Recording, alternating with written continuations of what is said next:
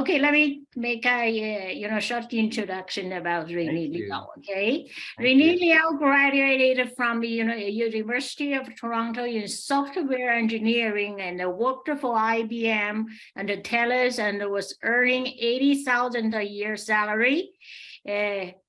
He joined Operations in 2007, and now he is the company's youngest millionaire, a lifestyle director who qualified for the luxury car program and drive a prepaid luxury car from the company, 200,000 Tesla P90D.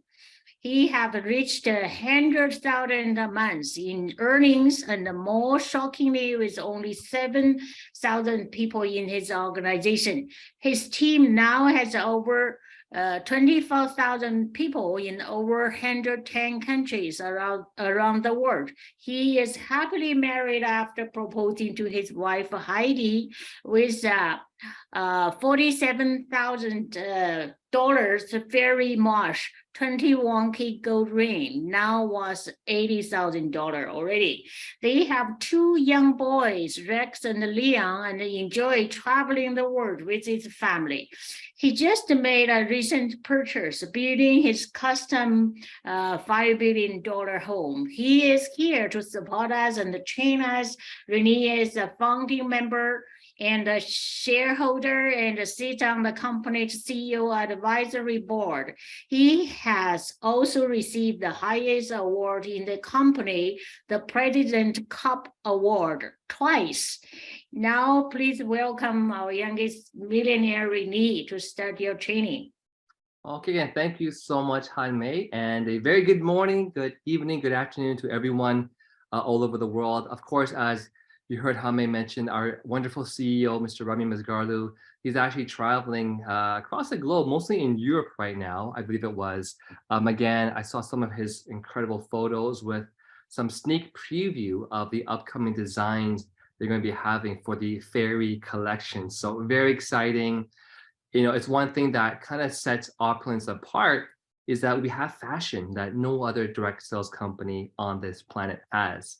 So again, a very good, good evening to everyone. Hello, Fabronia. Hello, Mavis. Hello, Joy. Hello, everyone else, and Karen on the call. Thanks for joining us as always. And tonight, you know, I thought it'd be a great time to talk about, in a bit more detail, one of my favorite trainings that I got from our CEO in the Forensic Networker. And that, of course, was the categories of distributorship within network marketing. So I know that we might have a few new participants on the call and you probably never heard of, well, what are these different categories of distributorship? And you know what's interesting is every single time I hear this training, it always does something for me. You know, it kind of reminds me of something that maybe I'm not doing, or it kind of lets you do a bit of a checkup from the neck up to see exactly what you are doing and the reasons for or not the results that you're actually getting. So as always, I love to make these trainings as interactive as possible because I think the Forensic Networker training, of course, aside from having the most advanced direct sales system, that if you follow it, it can get you to a 5-figure monthly income. That's always really important. But I think one of the biggest things that Ramin's Forensic Networker training did for me was really get my mindset into the right place to be able to then have success. And so I want to start out by asking everyone a question because, as you all know, my sons are trying to become professional tennis players and they're training really hard. But let me ask a question because I know everyone would like to make a lot of money. I think, you know, money can really do a lot of things for your life, and everyone would like to have, of course, more income. But my question for you tonight is, what do you think separates someone who does something for a hobby? For example, sports. Let's say someone just wants to go and play tennis. You know, I know, Han-Mei, you go and play tennis with Henry and your team just for fun sometimes every Sunday morning. But my question is, what separates the people who do something for fun or as a hobby versus someone who does it as a profession? So there's a few things here that will be the right answers, and let's start seeing some of your answers. All right. Again, good evening, Tony from Barbados. Yeah, Again, great to see you in Trinidad and Tobago. By the way, for those who are on the call from Trinidad and Tobago, I just cracked open one of my pepper sauces, one of the 8 pepper sauces you guys had gifted me, and my mouth was on fire today, but good memories. So again, the question was, what separates someone who is doing something for fun or a hobby versus someone who's doing it as a profession? For example, someone who plays tennis on Sundays just as a hobby for fun, or someone who's actually training and becoming a professional tennis player. Now let's see what some of the answers are. So from Monica, she says ambition. Absolutely. Absolutely is very important, ambition. Ronan says pros have a plan and work with a calendar. That's very interesting. Great answer. And so the question we have to ask ourselves tonight on this call is that if you're not making the kind of income that you hear other people making in the same company, selling the same products, sharing the same products, with the same compensation plan, the same owner, the same leadership, the same back office, the same systems, the same, everything's the same, then if you're not having the income that other people in the same company are having, then why is that? And again, having a plan, like Ronan said, and working your calendar is one huge aspect. And I want to ask you guys, how many of you have actually set aside time? I mean, we should be doing the business all day long, right? We're running into people, we're seeing people in the malls, you're bringing your brochures with you, go to a coffee shop, you pass them around. We should be doing this anyways, but how many of you actually put aside time to focus and put time into studying for your business? And that's a question. And that's the answer for you. If you're not making the kind of income that you want to make, most likely you don't have a proper system that you're following, and you're probably not being consistent, right? So of course, Hame says, well, the difference is money. Absolutely. If you're playing tennis for fun, there is no money to make unless you're just gambling with your friends. But if you do it for a profession like this business, you take it seriously, there's a lot more money that you can make. And for Bonian says, yes, hobbies do not pay. Yeah, you don't get paid doing something as a hobby, right? Someone says make money and not make money. Absolutely. Wayne says focus to achieve goals. Absolutely. So you set goals for yourself. And Hodo says pros have goals and visions. And we got to ask ourselves, we talked about the vision board a few weeks ago. How many of you actually took the time to start making your own vision board? It's so important, right? Raymond says pros, they get paid while enjoying at the same time. Yeah, of course. If you love tennis and you love basketball or whatever, that's what you love doing, and you train hard, yeah, you start getting paid for doing what you love. Karen Henry says the difference is doing what others are not willing to do. Some people might love tennis, but they're not willing to put in all the hard work. But then they never, of course, reap the benefits that come along with the hard work, right? Larry says consistent and focused, absolutely. And so that brings us to the training today. And funny enough, the very first category that we have is similar. I guess not really similar, but it's kind of getting there. But the first category of distributorship is the lottery group, the lotto group. So this is you, or you might have seen these kind of people, they were seduced by hype. Someone told them, hey, come on board, you can make a lot of money, it's easy, just close your eyes and then money starts falling from the heavens, right? They're seduced by hype. And so they kind of bought into the business thinking it's like a lottery, not a business, right? So, or you might even have met someone who is the lotto group who tells you, they're thinking, right, to enroll someone else into the business. So as a way to sort of get someone to sign up, they tell them, oh, you know what, I'll build it for you. The worst thing to ever tell anyone is to tell them, I'm going to build your 2 legs. Number one, if you actually did that, you just exhaust yourself. And more importantly, it's not duplicatable. And you end up hurting more people who are kind of in that inside leg, if you know what I'm trying to say. But a lot of people might have got started because perhaps their sponsor made some false promises and said, I'll build it for you. So never do that, right? Never do that, because all that happens is you end up having more hassles in the end, because whoever you promised that you built it for them, now they're calling you every day saying, hey, you know, why don't you build it for me? You told me you're going to build it for me and I'm not making any money. Now, who are they blaming? They're blaming you as well, right? So it's got to be duplicatable, as Henry said. Absolutely. Yes, Tony, that never works, right?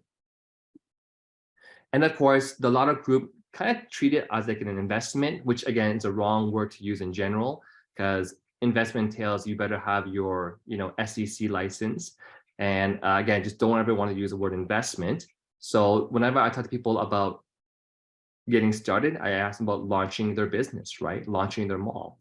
So again, you know, if you're the Lotto Group, we just want to make sure you understand, and we're crystal clear up front, that you can definitely enjoy your products, the Fountain of Life, you know, all of our wonderful products, but you're not going to make money. Now, mind you, there have been some people that get really lucky. I mean, this is like truly a lottery where someone gets started and somehow, some way, 2 legs, you know, 1 leg gets built for them. They bring in someone else and suddenly they're making money. You know, we've in the past, we've seen that happen. The good thing is that the people that it happened to get really serious later on. But the point is that don't count on that to make money, okay? And enjoy your products, all right? So that's the first category of distributorship. The second one, of course, is what we call the weekend wonders. Now, these people, they usually come in looking in designer suits, looking really good and really slick. And they might work hard in the very beginning, like once they get started, they'll do 10 presentations per week and more, but they never attend a training. So they're always bringing a lot of people, but they're never in training. Now, what do you think happens to someone like that who has a fast starts, you know, bring so many people into the business, but they never attend training? Like, what do you think happens to someone like that? Right? Let's see if people have answers here. Again, you see it on point number 4 here. There is zero duplication. There's a saying in this industry, right? And the whole monkey see, monkey do. People do what you do. So if someone's daughter is part of this training, saying that they will fail. Again, Shamila, that's fantastic that you have your daughter on this training. Absolutely wonderful. And there's no knowledge. More importantly, it's like a parent who, when raising their children, is showing all the bad habits. What do you think most likely the children will learn? They will also learn the bad habits, right? I love that story of the flea. The flea has the highest vertical jump in the animal kingdom. I think it's like something like hundreds or thousands of times its height. It can jump so high. But if you put that flea in a glass jar with a lid on top, even though they're born to jump so high, they now jump, they hit their head, and they jump, they hit their head. And eventually they start jumping they stop jumping so high. They just jump enough to not have their head hit on the top of the jar. And if somehow that flea was to give, you know, birth to another one, again, even though they're born with a crazy vertical, they're only jumping as high because they have duplicated what the parents have done.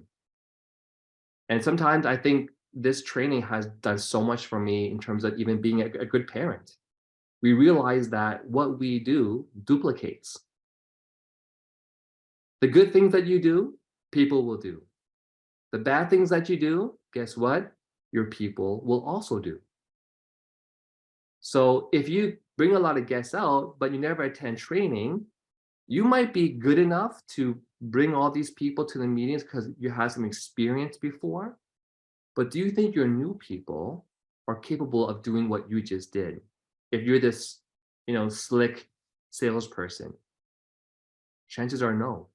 And what you build will quickly crumble. And that's why we always say in our company that people don't duplicate, but systems do. If everyone just tried to follow the system, that's when you have proper duplication.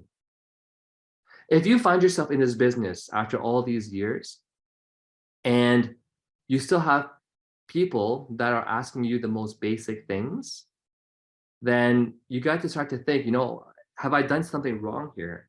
Because my team is not duplicating, are they not on the trainings? And yes, sometimes you have to push and encourage your people to get on the trainings. Sometimes people ask me a question, I'd love to send back a video. Like we have every video in this company, right? To cover every possible thing you want to learn. Back office, smart buy, MGRS, car bonus, rank advancement, retail profit, team commissions, all that stuff. And I realized that the best way to sometimes train someone is you want to answer the questions, but also have people watch videos because again, it's part of the system, right? So in short, the weekend wonders, of course, are willing to do everything it takes to make $1 million, even if it takes all weekend long. So they work really hard in the beginning, right? And I'll back up here. I just saw a message in the group chat. So they're willing to work really hard just to make $1 million, but then if they don't make it over the weekend, then now they're gone.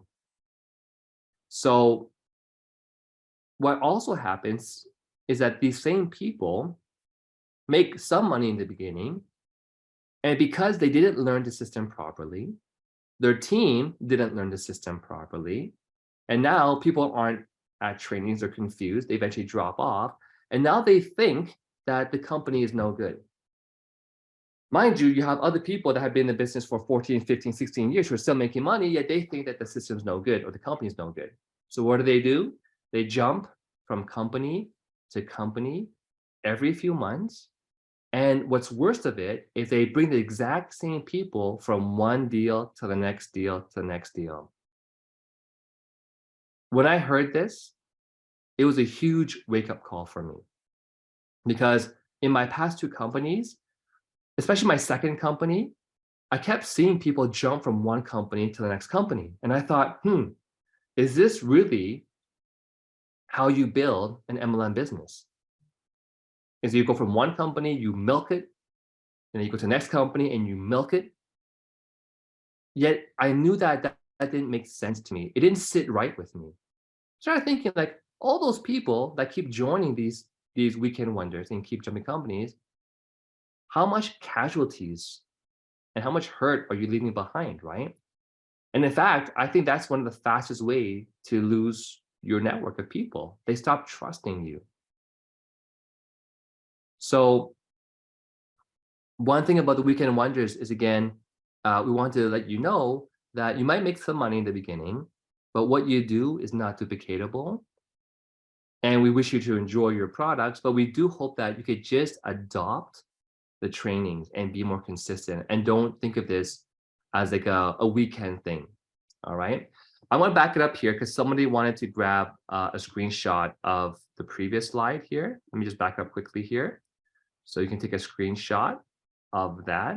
5, 4, 3, 2, 1. Perfect. Okay. So on to the third group now. Ooh, this group can get your blood boiling. It's called the slave driver. The slave drivers, as you can imagine what the name says, they expect everyone else to do the business. They expect the uplines to do all of the work.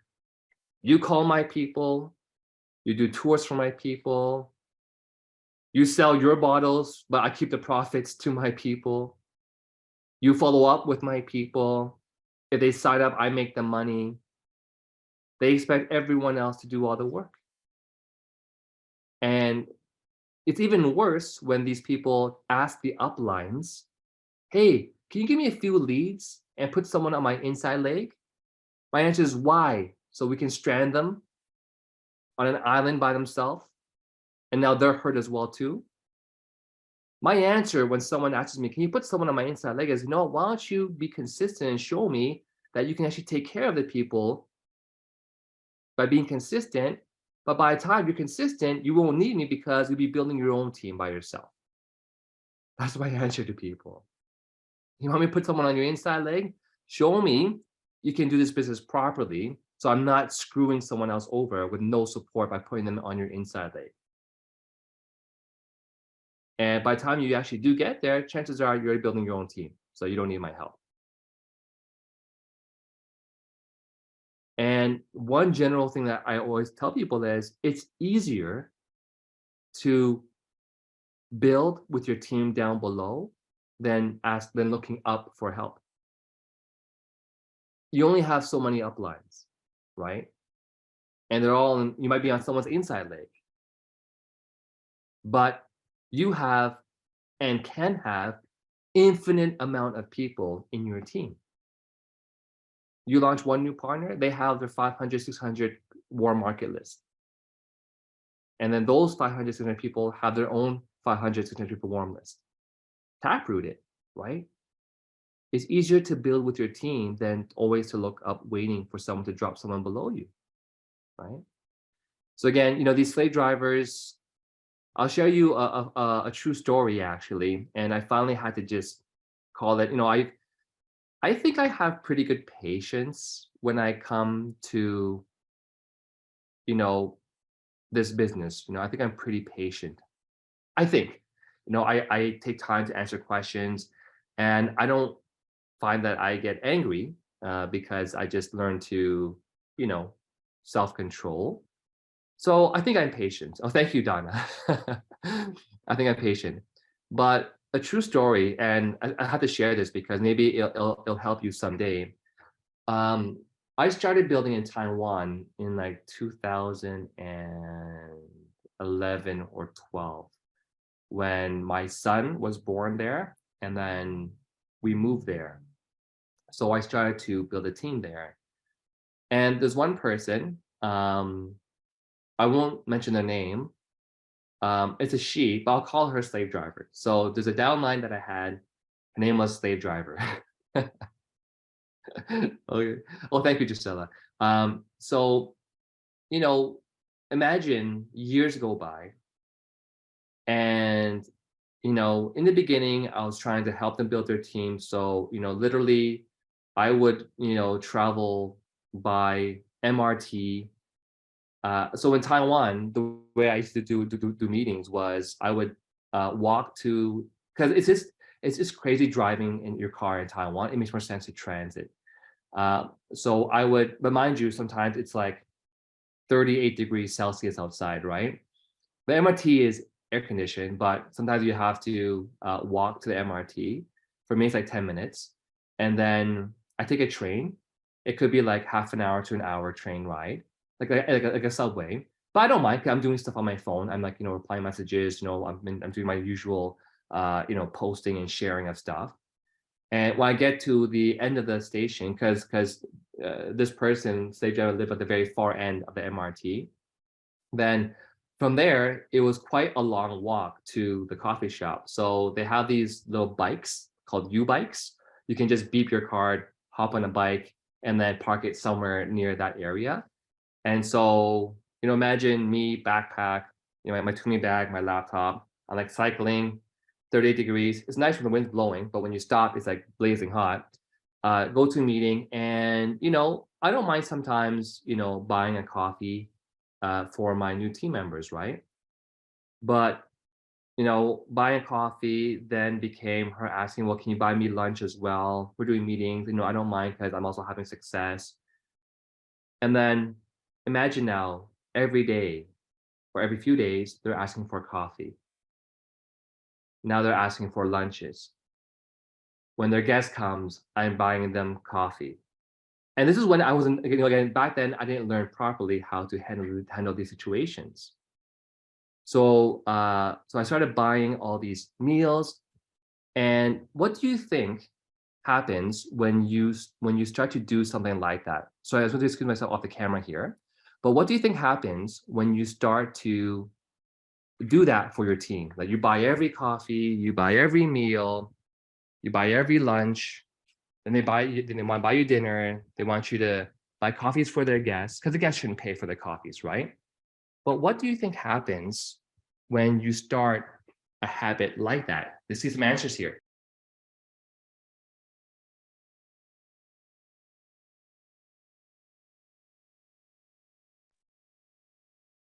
Okay, it feels like you bribe them, but I'm looking for some other also kind of answer here too.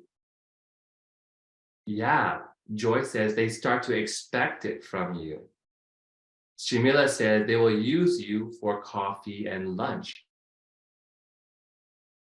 What else here, team?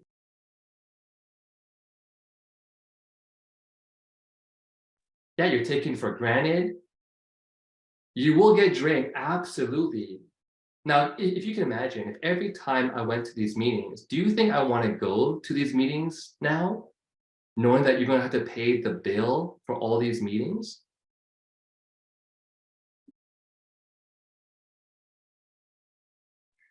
So these are all great answers. Yeah, they're taking advantage of me, right? But let me ask you guys a question, right? Whose fault was it in the end?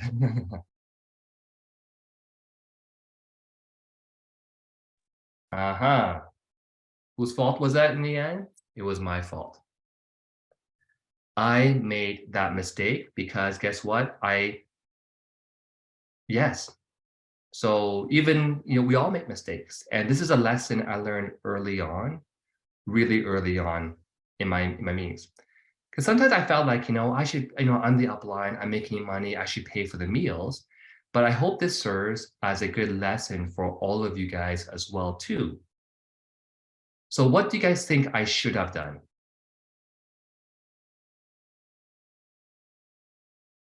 What do you guys think that I should have done? And what's a nice way to have told my team, by the way?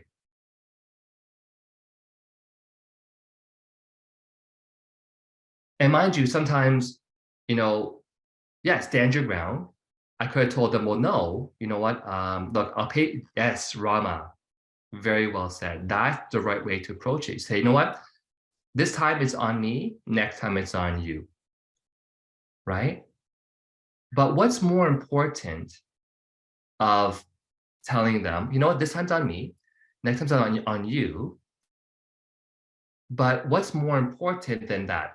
What should we do to educate our team members going forward?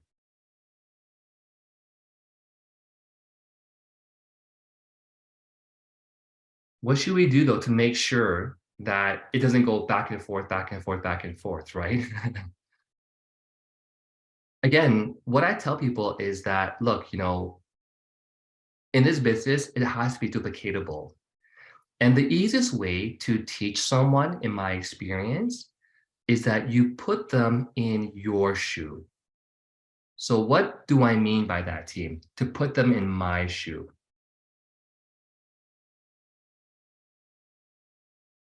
I'm just looking at some of the answers here. Yeah, never start that bad habit. Get them connected to the trainings, make them understand that it is their business. But what do I mean by putting them in your shoe? What do you guys think that I did next to correct this?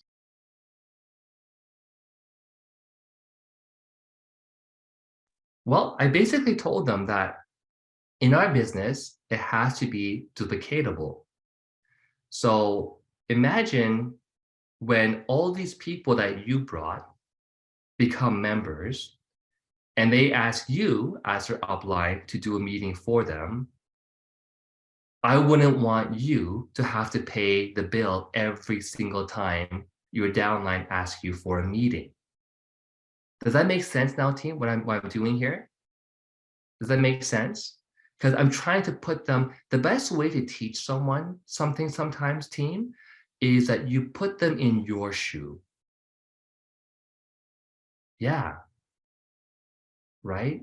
because when they imagine and things, sometimes you have to paint that picture for them so clearly. Say, look, slave driver, no, Miss Slave Driver, I'll pay this time. You can pay the next time. But what's more important is that in the future, when your team brings guests out for these meetings, and you're the upline, make sure that you guys at least try to take turns paying the bills. Because otherwise, if you had to pay the bill every single time your team brought their guests out, you would have no more money. All that money would be gone, right? And so what's really interesting with this particular person is eventually they learn to, stop asking for, meals. They would actually pay for the meals every now and then. And however, I really made the mistake with this particular team member.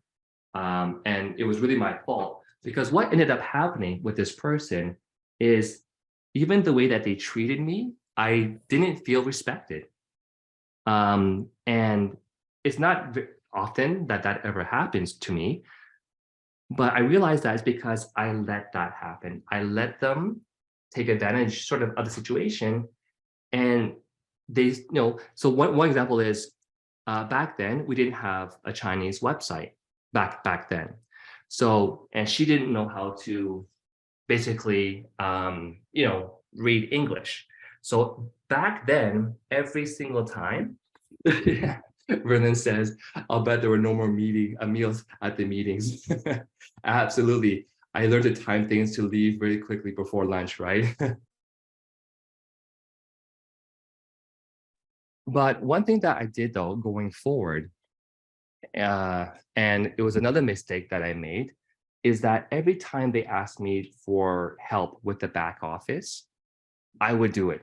Every little thing that they asked before. And back then, we didn't have a Chinese website. So I felt like, you know what, it is my responsibility to do all these things. So the most basic thing, like ordering products, guess what? I was doing it for them.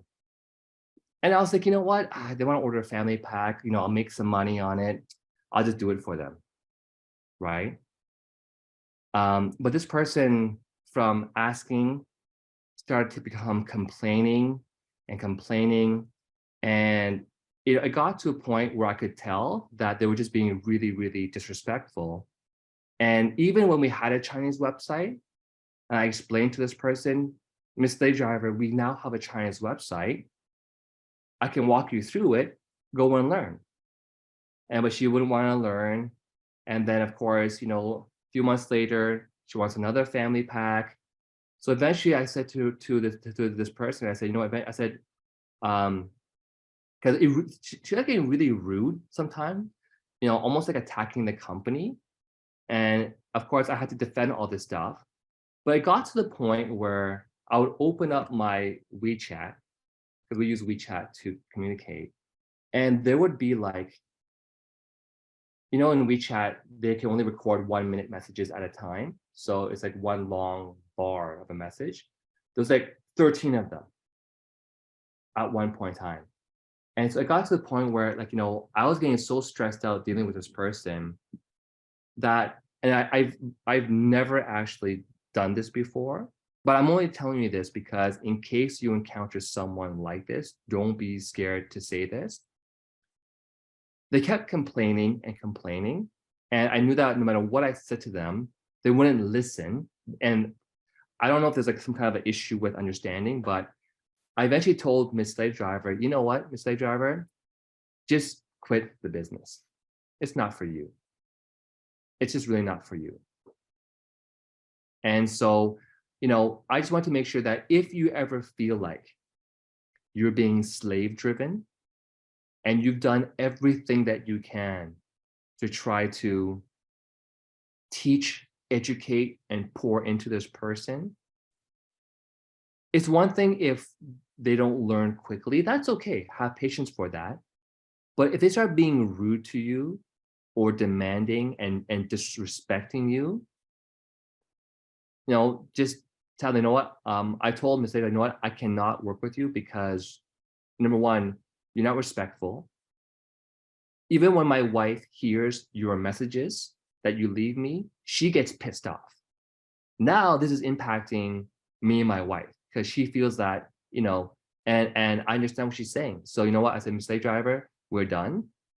If you want help, please contact, yeah, so actually Henry knows exactly who I'm talking about. And Henry says, she then came to ask me for help with everything as her downline.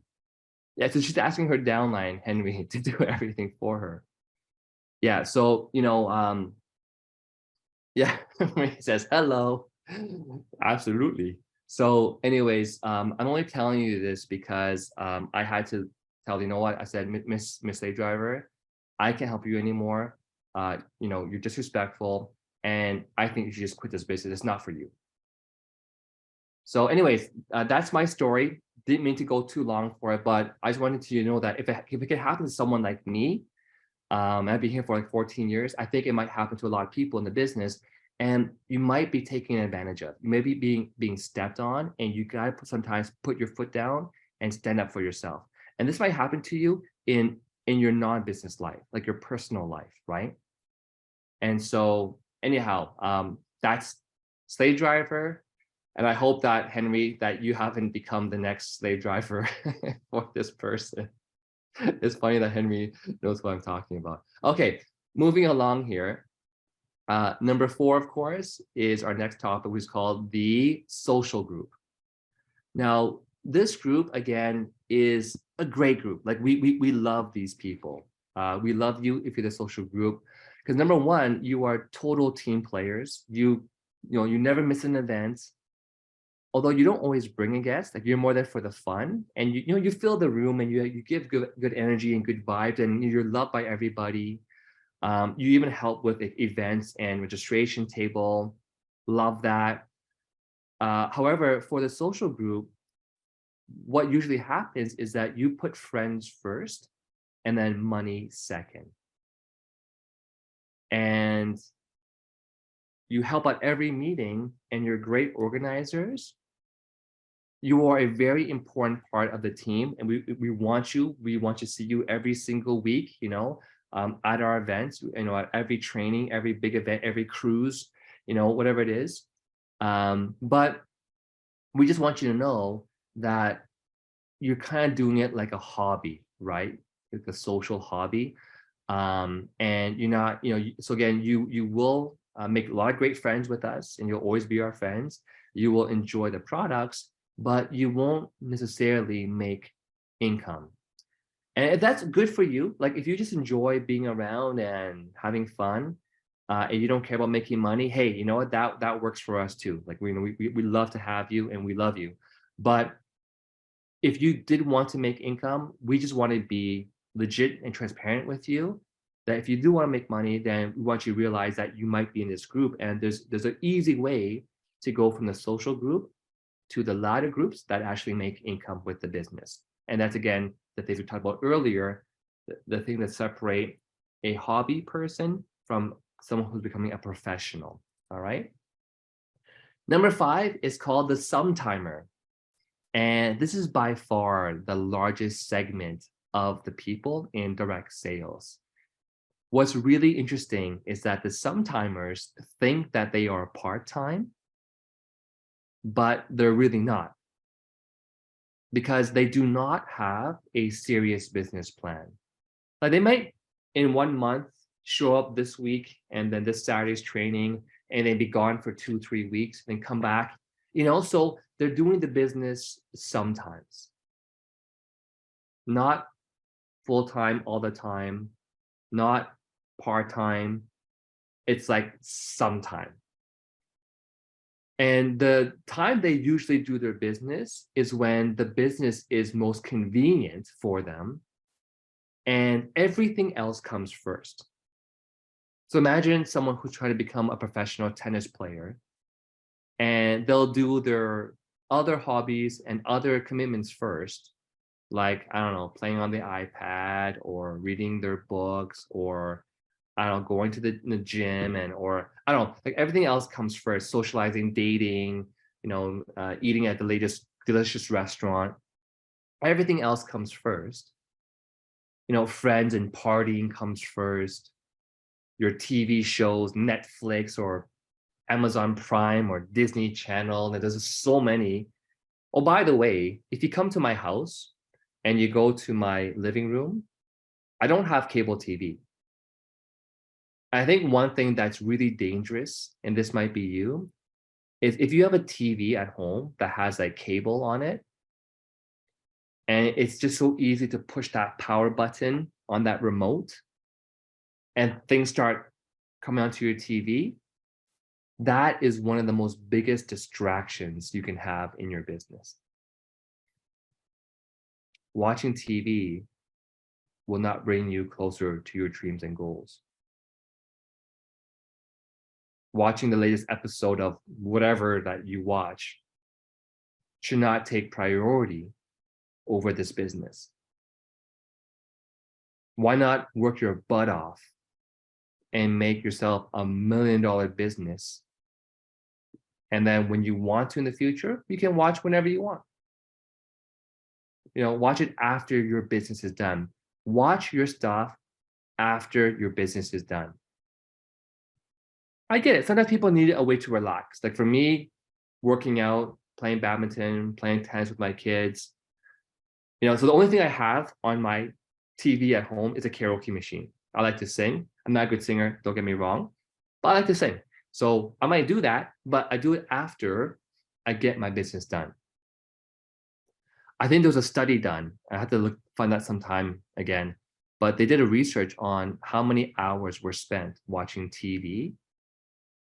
And it's crazy how much time people are truly wasting. I mean, if you don't mind living the life that you have, and you don't mind living your retirement that you'll have, if you can retire with, I don't know how much money you plan to have in your bank account and have every month. If you don't mind that, then watch your TV. But I just wanted to be, again, real and transparent and just straight talk. I think in Trinidad and Tobago, they say, we're going to mash it up. I'm probably using that word wrong. Yeah, actually, I'm using it wrong. But I just want to be legit and straight with you that unplug your cable to your TV. Just unplug it. Discontinue any cable. Not only will you save money, like keep your internet, but unsubscribe to TV. You need internet, but you don't need TV. If you're worried about missing the most important news, trust me, you will hear it if it's that urgent, right? So anyhow, I think the Sun Timers really have just too many other competing commitments, and they're not even important commitments. It could just be watching TV or dating, or I know someone in the business who was so focused on trying to find a husband that anytime they could go dating, it's like, oh, I can't go to the meeting, I have a date. And I truly believe that if you focus all of your time into the business, and you become a self-made millionaire, you probably find yourself millions of dates. Not the right reason, mind you, but so I think you guys get my point, right? Is a lot of people are in this segment, and today you need to be real with yourself and admit to yourself, which category are you? And what do you want in this business for yourself? What do you want after a few years? And what are you willing to give up or sacrifice, whatever word you want to call it? Something's got to give, right? You have 24 hours a day. You might sleep, 6, 7, 8 hours. You got to eat, go to the toilet. Hopefully you don't sit there for too long. But end of the day, you only have so many hours a day. And if too much of that time is spent watching TV or dating or trying to eat at all the latest restaurants, again, you're just a Sun-timer. And we wish you to enjoy your products. Again, if you're cool with that and you're happy with your life and you don't want more, hey, great. We love you. Stick around, enjoy your products, come out when you want. But again, if you do want to achieve more in your life, we just want to be, again, legit with you, okay, that you're not going to make a lot of money. All right, that's number 5, Sun-timer. Number 6 is what we call the part-timers. Now, the part-timers do almost everything right. They can see the massive opportunity. They're hungry. They're going to have a serious business plan. They're consistent. They attend all these trainings like you are on right now. They have a serious promise list or the vision board, right, of what their life will look like when they have achieved that financial freedom. They know exactly the car, the home, the family, the trips they're going to spend on, how their life will look like. They have that serious promise list, and they're committed to most success principles.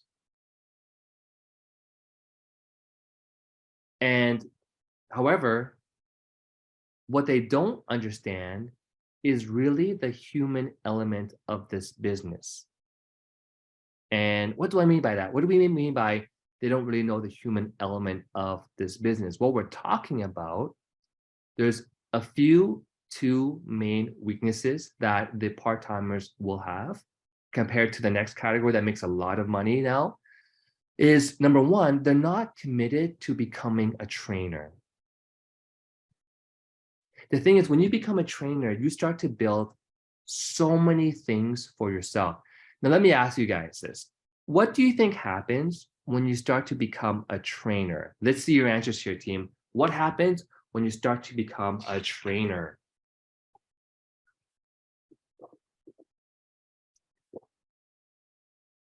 Oh, I like that one. You learn more. You try training any one of our training topics and you will quickly learn things that you probably didn't realize that you didn't know. You don't know what you don't know kind of idea. And if you want to get really good at this business to the point where you can do it in your sleep and you start making money in your sleep, my suggestion is become a trainer. So let's see some of that. So again, we have here, you learn more, you elevate, yes. Personal development, you build confidence, you start to evolve. I like that word there. Thank you, Joy. Personal growth, yes, Charlene. Personal development, thank you, Hodo, Mavis, yes, Raymond, great answers here. There's one thing here though, I'm going to give you a hint. We talked about it earlier, something about monkeys. What happens when you start to become a trainer, team? Something about the monkeys I said earlier. Yeah, duplication.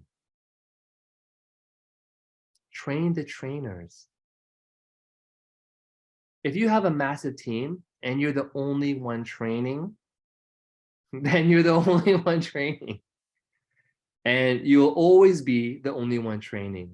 And if you stop training, your team's not getting their training, right? Unless they follow the system. But more importantly, you need duplication. When you train and your people see you training, then you can now be in the right position to tell them, hey, guys, you need to become trainers if you want to raise your income levels. Because your team needs to see you training. And when they train and you train, you all become more knowledgeable. Now you become part-time serious builders in the business. Imagine how big your team is, right? Now, if you have 100 people, obviously we know that maybe like 70, 80% of them, the 70-30 rule, 70% of them might just be, some timers, all the previous categories, right? And they want to enjoy the product. That's great because they're going to be your customers and they'll give you volume for the rest of your life. That's great. But of the 100 people that you have in your team, if you're the only one person of that 100 doing training, imagine if you had about 10%. Not forget that, 5% of the people who are training. If you have 5 good trainers in your team of 100 people, then in 1,000 people, you have 50. In 10,000 people, you have 500. Now you're going to have yourself a solid business. So I'm so proud of all these people who I have been seeing on the past few weeks and months now, stepping up to become host of the month, stepping up to become doing our Saturday trainings, like Drusilla did our previous Saturday training. And I mean, by the way, I want to give a shout out to Drusilla, only because I still remember seeing her the first time she got into the business. seeing her first presentations and her first trainings and her first hostings. And it was just so great seeing her train on this past Saturday's call. Again, that just goes to show that, every one of us can, doesn't matter where we start from. Again, she was way better than me than when I got started, but just to see her training, again, fantastic. She's leading by example, just like so many of you do. So if you're in a market by yourself, yeah, it's great to have your team join these trainings, but here comes part two. You might be becoming a trainer, but part two is you're not committed to building like and trust. There's a reason why boot camps have always been so powerful in any kind of business. Why do companies like to have trainings in person? Let's think about this. You could have all your team join a Saturday morning training call and learn about building like and trust or comp plan or products. Let me ask you a question. What would happen if you organized a training and you were the trainer and you booked a small venue, could be free, right? And you did the training yourself with that group? Can you guys see a difference there between doing it in person versus doing it online? Like, we have the online system, which is great. What I'm saying here is, don't forget about the face-to-face, the belly-to-belly, the like and trust. People will always connect to people a lot better when they can see you in front of them, shake your hand, give you that nice little welcome hug, give you your shoulder when they're down. Did myself, Maria, Baptiste, and Mavis had to fly down to Trinidad and Tobago to do trainings?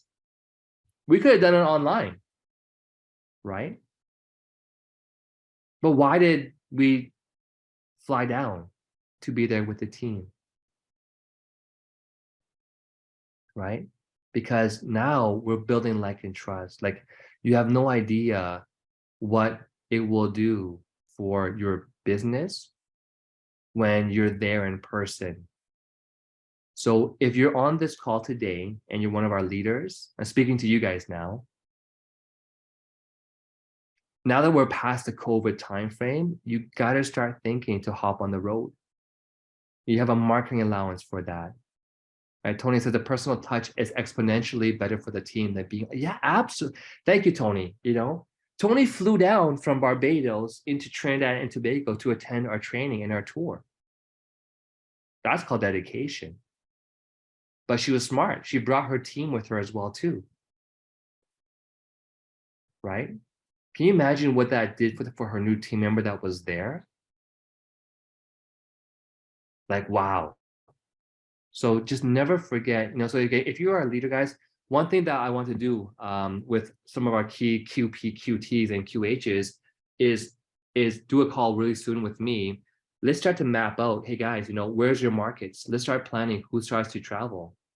And by the way, some of these markets, it's great to travel. It's great to see new countries and experience new food and experience new cultures. You grow with that when you're there. But then you're getting paid and to do it with your marketing allowance, and you're going to establish a whole new market. You're going to explode that whole new market. Like, oh my goodness. So really start to think about which market of mine is taking off. And even though some of you have teams in countries that are huge and you've never been there before. But again, for you to go down to these countries to train people, you must first, what? You must first become a trainer. And now when you go down to these markets and you can train these people, inspire them and motivate them and encourage them and build that like and trust, that's when you will see your business explode. And again, that's what makes the difference with our second category. Oh, and by the way, I was going to share a story just now about this really powerful story. Just forgot what I was going to share. It'll come back to me. It'll come back to me. Well, another thing I did think about though is, like Maria Baptiste, I want to give a shout out to her. And of course, people like, for example, like Ifra, who's traveling a lot too. Like when you're in those markets, you have so much respect gained because you spend your time to travel down there and support your market. You will not only build like and trust, you will also build something that's really important in this business. It's called loyalty. You build faith, you build loyalty, you build that love with people because they know you took your time. You didn't have to go down there, but you took your time to be down there. I want to give a huge shout out to Marie Baptiste because she called me, I think it was 2 days ago, Maria, that you called me, and you're sharing with me your next plans. And we talked about this. If you don't mind me sharing, Maria. But, she, we had gone down for about 9 or 10 days. And in our conversation, already the team is asking her, Maria, can you come back? Can you come back? And her plan now, and I'm so proud of Maria for doing this, because some of her team was like, Maria, can you spend a whole week in Tobago? Another leader, Maria, can you spend a whole week with us in Trinidad? Another leader, Maria, can you spend a whole week with us in Southern Trinidad and Tobago? So she's actually planning to spend like a whole month in that market. And it's great because she has built that like and trust. Her team's like, Maria, just stay with us, come down, stay with us. We want to shadow you. We want to see how you prospect, how you approach people, how you close a deal. We want to follow you. And she has all these plans to go and go to different markets and open up booths. But that happened because Maria supported her team the whole entire time from before our very first trip to Trinidad and Tobago. And she went down when Sanaz went down. I didn't even think she was going to come with me when I went down, but she came with me as well too, along with Mavis. So, imagine like what's going to happen for a business now. Again, it's great, by the way. I mean, that's like a paradise island, and she could spend a whole month there. 1 week here, 1 week here, 1 week here. Can you imagine what's going to happen for her business? She's going to train the trainers as well too.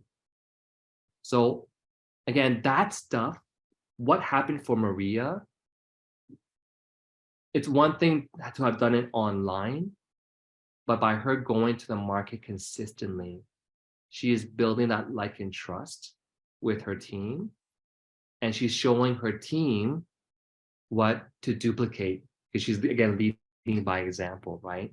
So I want to give a shout out, of course, to Maria Baptiste because you are a rock star.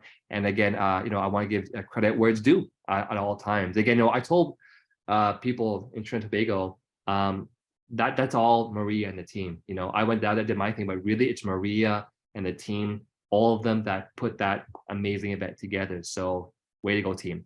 We're almost at 10 o'clock. So once you get that, and you do become a trainer and you build like and trust with your team, you're traveling, you're in person, then of course now you're part-time serious.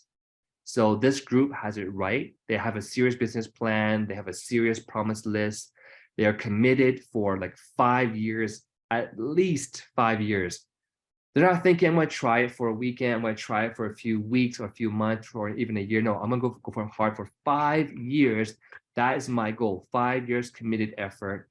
Put in my solid 15, 20, 30 hours per week on their business and be consistent following the friends and network system. They have a proper VMO box. They track all of their contacts, all of their leads. They have everything properly organized.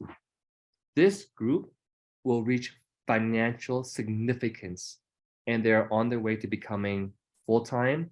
They can quickly hit a 5-figure monthly income like Ifra, even a 5-figure like weekly income. And goodness, that's the right step to becoming a full-time, which of course, we don't have that much time to go into the full-time, but in short, the full-timers again have the same serious business plan.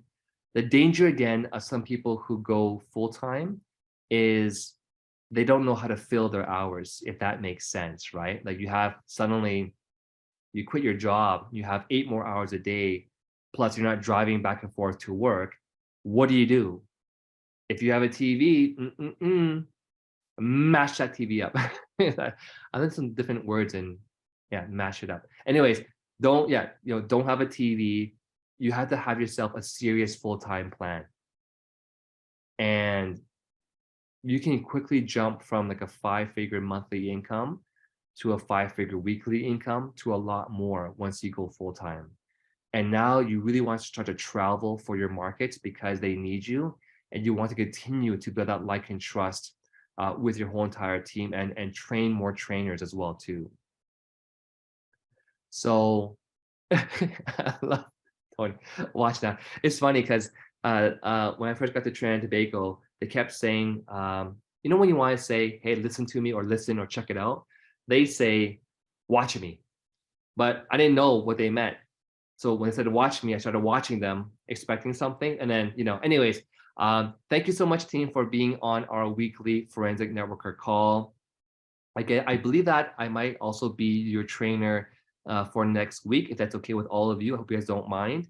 And we will be going into actually the candidate tracking list, how to properly use the Forensic Networker with their actual DMO cards and the candidate cards, and that'll be for next week. So that being said, thank you so much, Han-Mei, for being our wonderful host of the call of the next few weeks, and the call is back to you. Thank you so much, everyone. Have a great night. Thank you so much. Love you all. Thank you.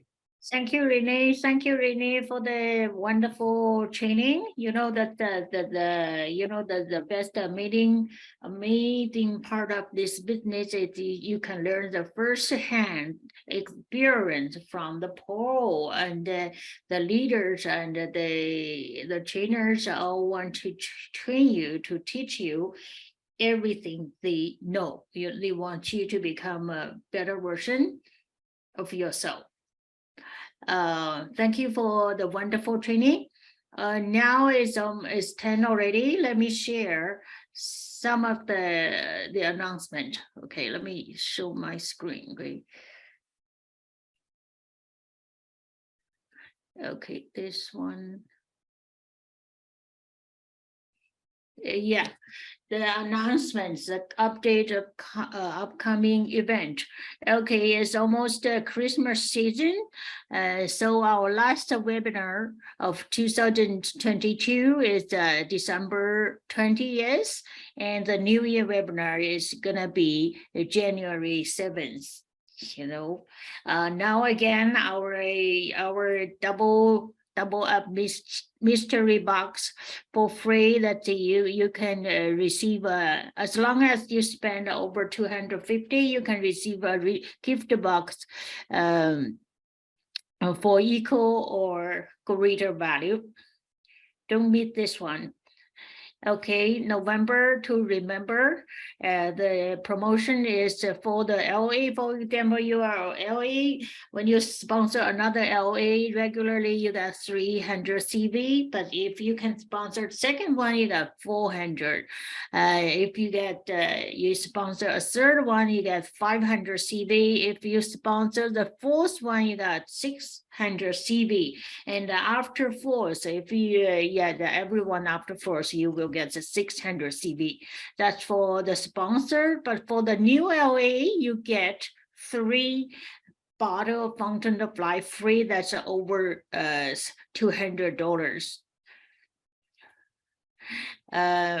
Okay, for the Asian cruise 2023, gonna departing in April 2023, and if you are qualified for the cruise, become LD2 and match the sales volume from your team, you're gonna be free. The company will pay you for the cruise. If you are LD1, you may get paid for half. Basically, everybody can join if you are a member or LA. But for LA, if you are not qualified, you may pay by yourself. But definitely, as long as you are LA, you have opportunity to join this. You just scan this QR code, you will see the detail about this cruise. Make yourself qualified.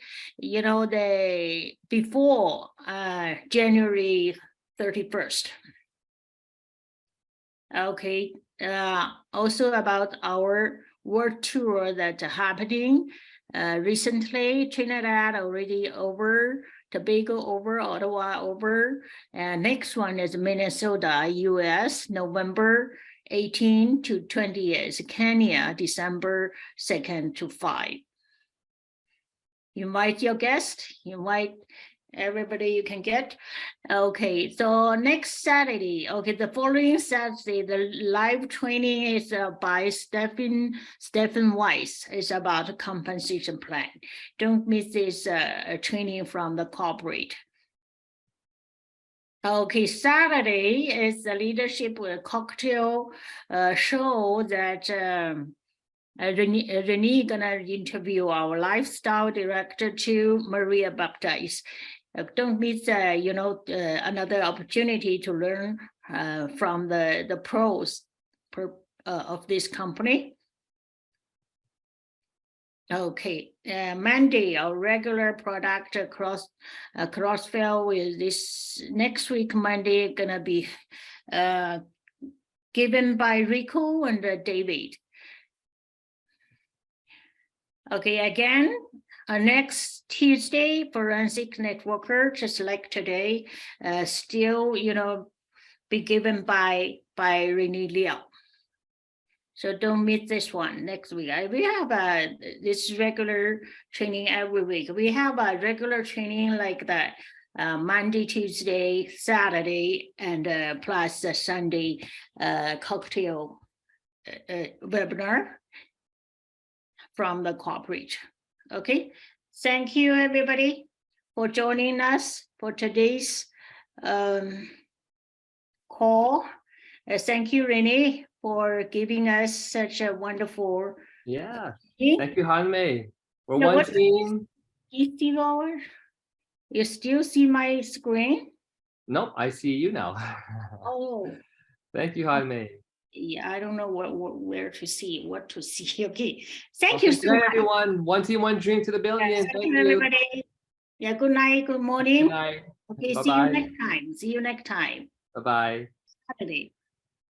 Tomorrow morning's FOL call. Thank you. Thank you, Renee. Thank you, Hanmei. Good night.